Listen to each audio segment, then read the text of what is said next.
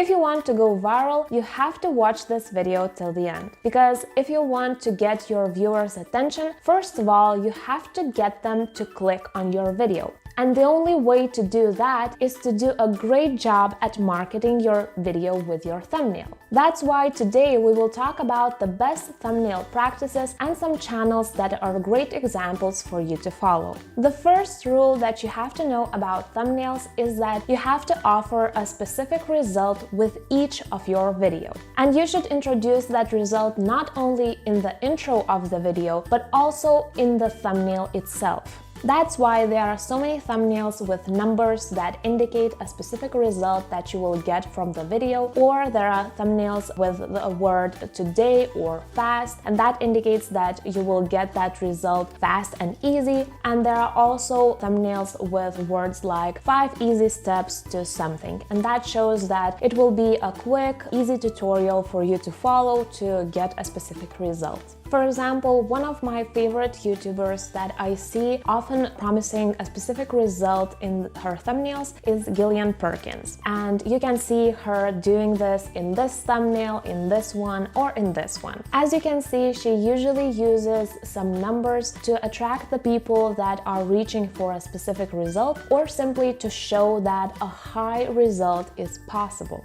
The second rule that you need to know is that you have to keep it short. The more words you add to your thumbnail text, the smaller font you have to use and the less visible it will be. Keep in mind that even though you can see your thumbnail full screen while you're creating it, in the end it will be only a small rectangle among many others. So keep your text short and sweet. For example, one of the most clickbaity and click-worthy thumbnails that I have ever seen is from Dan Locke's channel. So let's take a look. This thumbnail from his channel consists of 3 words. This one is 4, this one is 5, and this one is again 3. And this is how his whole channel with almost 2 million subscribers looks like.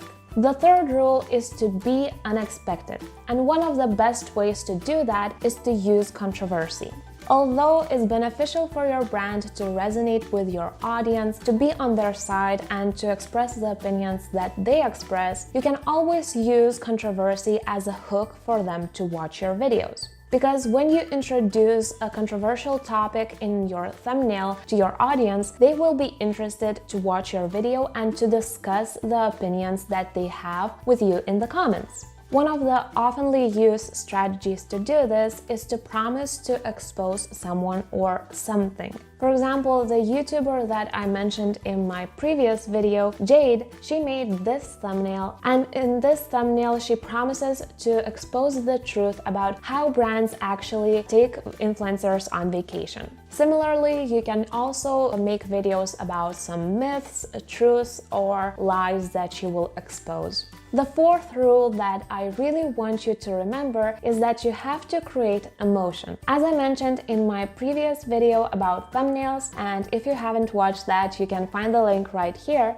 As I mentioned in that video, one of the things that these good thumbnails have in common is that they provoke some kind of emotion.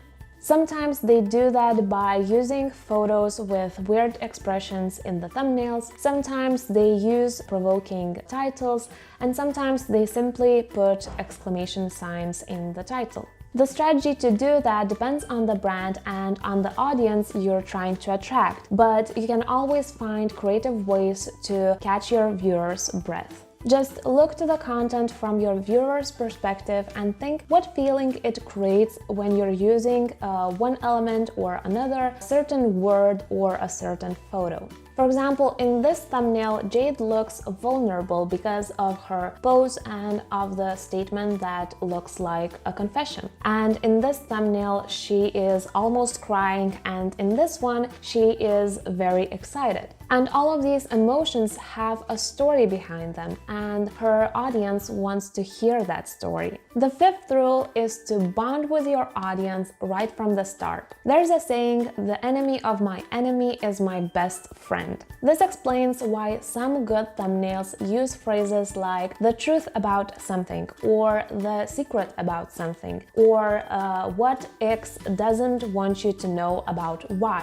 Like for example in this thumbnail from Jade's channel or in this one from mine. Strategies like these to get more views to your video usually are based on the viewer's anger to someone who is holding those secrets from them, or at least on the viewer's curiosity to know these secrets.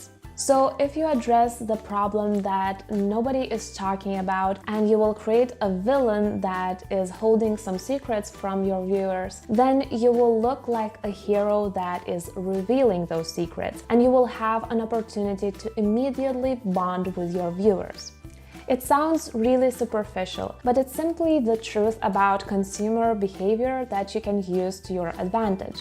The sixth rule is to catch your viewers' attention visually. You can do that by using bright colors in your background. You can use different color palettes than other YouTubers in your niche are using, or you can use different styles than they're using, or you can use some elements that immediately attract attention. These elements could be some arrows, question marks, or you could use a photo of you where you're showing to something in your thumbnail, like this. For example, one of my favorite YouTubers, Lennarduzzi, has a very distinct color palette that no one else in her niche uses. And because she is Sunny, all of her thumbnails are bright yellow, like in this thumbnail, or in this one. And it's obviously very eye-catching. The seventh rule is the most exciting one, and that is that you have to be excited about every video that you make. For example, like Jade is in this thumbnail.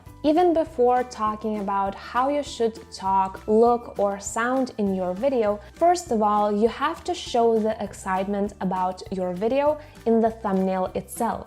It's like you would be a person selling apples in your local market. No one will come to you if you will be sitting there and just obviously being in a bad mood, and you won't even try to sell your apples. If you don't look excited about the apples that you're selling and you don't talk about how eco and tasty they are, no one will bother to come to you to buy, or in this instance, to use their precious time to watch your video.